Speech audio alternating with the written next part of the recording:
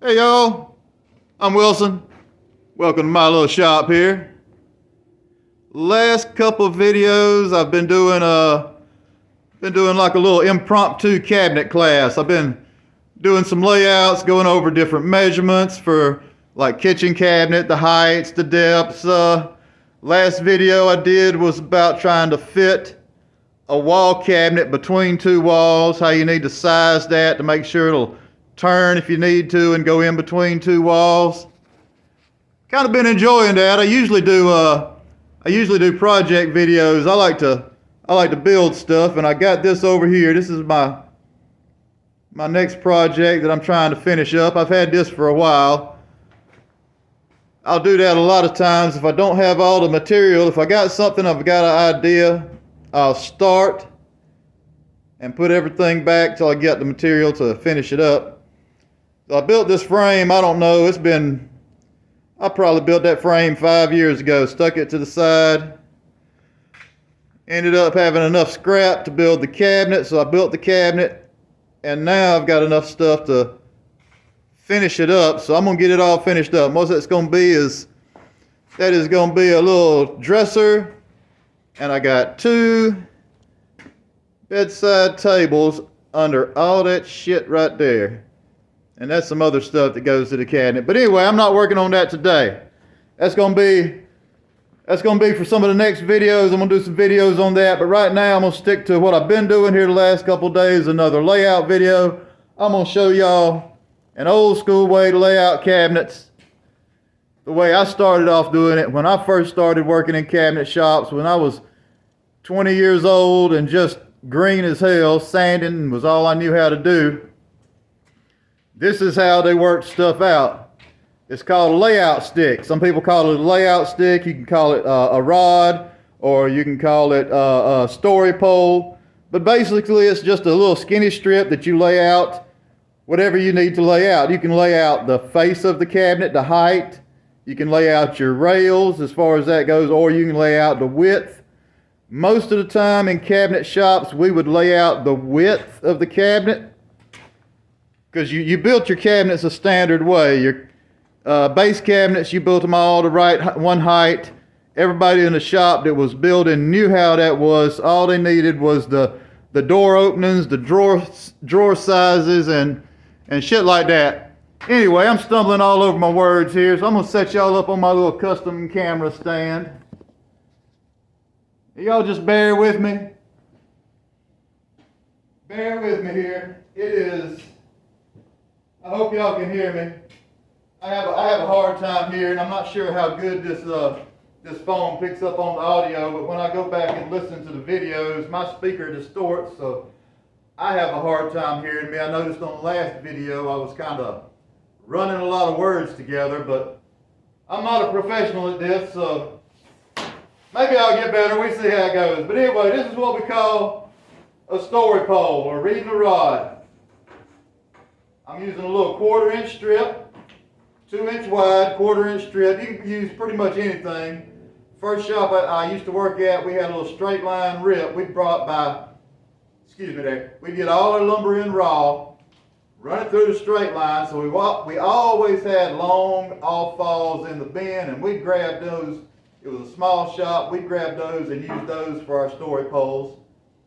Most shops would use 1/4-inch plywood like this and 2-inch strips, especially if you've got a few people working, because what you could do is you could write the information on the back.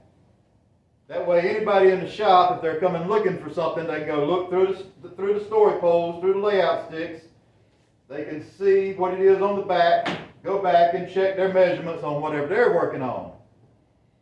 They do, like I say, 1/4-inch strips. If you need it to be long, we just put them together, put a couple of small screws in that, however long we need it, and go with that. And the way it works, let's say this is a vanity cabinet. We'll do something simple. We'll do a vanity cabinet. So you're working in the shop, you're laying out the cabinets, you look at the plans. Back in the old days, They give us the plans. The plans was what the cabinets were going to be. No matter what. Nobody changed that. The plans were what it was going to be. The owner, whoever was doing the measurement at the cabinet shop, would go to the house, measure it, get all their measurements for the rooms, come back, transfer those measurements to these sticks. We'd have the blueprints from the house to reference, and then we'd have our story pole. So let's say on the blueprints, this is bath number 2. So this would be a vanity. Bath number 2. You'd have your job name, anything like that. You can even put the color that it needs to be. If it's going to be stained or painted, you put any information you need to. You put all that right here on the back of this. And this is a 70-inch piece of plywood here. So we'll say this is 70-inch vanity, bath number 2 for whatever job name, whatever color, yada yada, all that good shit. Then we flip it over on the front, and I'm using a Sharpie because I want to get to where I can get y'all to see it. But if we do this in the shop, we use a number 2 pencil. Keep it good and sharp so you have a little fine line so you can get your measurements right on it. If you see somebody coming in a cabinet shop with a big old fat carpenter pencil trying to draw some stuff out like that, professional shop, they usually get laughed out of there.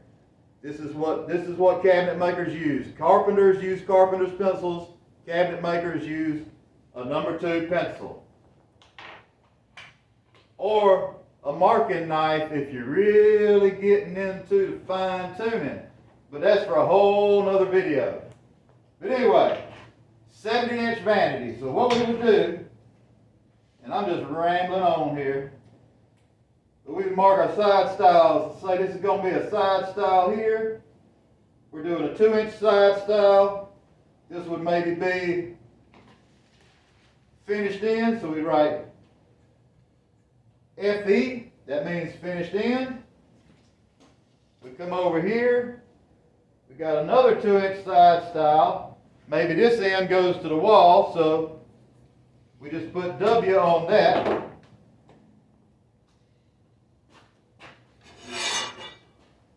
And then we just take a square,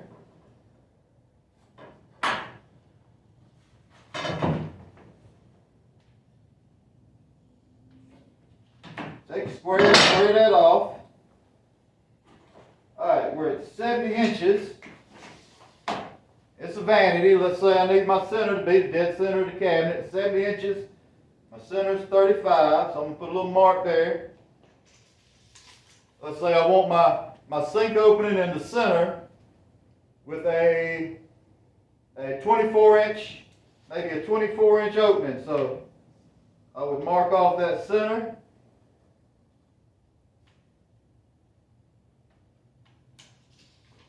Now I'm just kind of poking at it. If I'm doing it for real, I'm a little bit more close on what my measurements need to be. I'm just kind of running through this to show y'all. Like I say, it's a real interesting way to do it.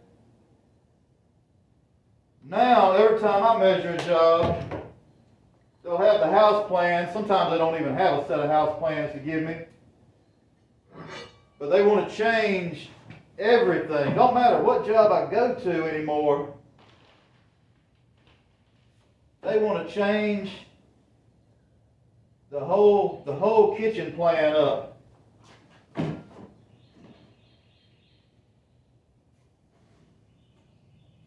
Alright, so that, I came in, I marked my 24. You always double check. No matter what, double check your measurements. When you make something, go back and double check. It'll save your ass. Alright, so I got 24.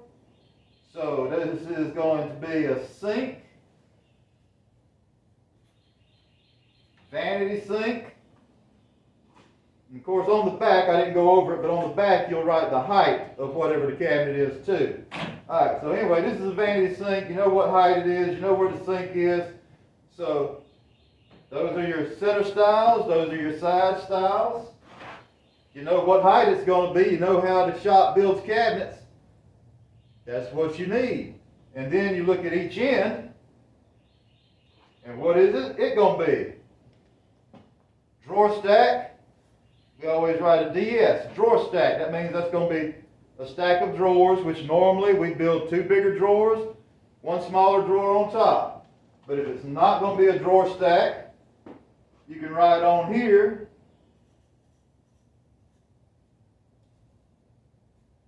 door and drawer. That means we put a door with a small drawer above it. At the sink, standard, you always put a false front or a flip front at the sink. That's what we always did back in the day. If you were not going to use a false front, you're going to write the information on here. No front, doors only. If this was going to be a door, you'd write door only. Simple information like that. And that was all the whole shop needed to go by. You do those layouts for the whole job. Every vanity for the kitchen, all that. And if everybody knew what was going on, had the plans and the layout sticks, that's how everything went. Everybody'd go back and refer to it. You say you got one guy building boxes, cutting boxes out. He would go here, he would look at all the information. Of course, you'd also have, I'm kind of getting ahead of myself and missing some stuff here. You know, you'd have your depth, your height, everything like that written on the stick. Anything special you'd have written on the stick. Every shop has their own little terminology, so they'd have whatever they write on there, they'd have it on there so that everybody knew the information. And that was all we needed. We'd take that and build a whole job, get it put in and be done. Looking great. Now we got, hell, even I'm using a damn computer now, but I'm gonna tell you the truth, I love using the computer.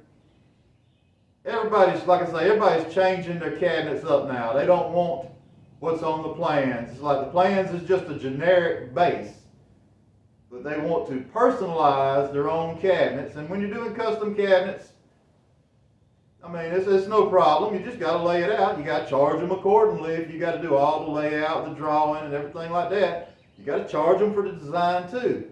But anyway, I'm just running my damn mouth. I just wanted to kind of show y'all that. It's a fun little thing we used to do.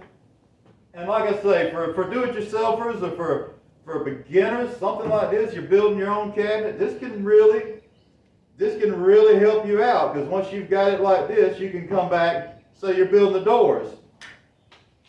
You can come back and measure your openings, and you know what overlay you're putting on your doors. I'm big on doing a layout for anything. I kind of feel like I have went all over the place on this video. Like I say, it's early in the morning, and I'm trying to get ready to go out to a job here in just a little bit. I wanted to get the video done before I did all that. I hope I'm not just going around in circles too bad, but hell, it don't matter. I'm gonna post it anyway. But y'all, I appreciate y'all watching. I'm gonna walk around here and shut y'all off. Y'all have a good one, and I'll see you on the next one.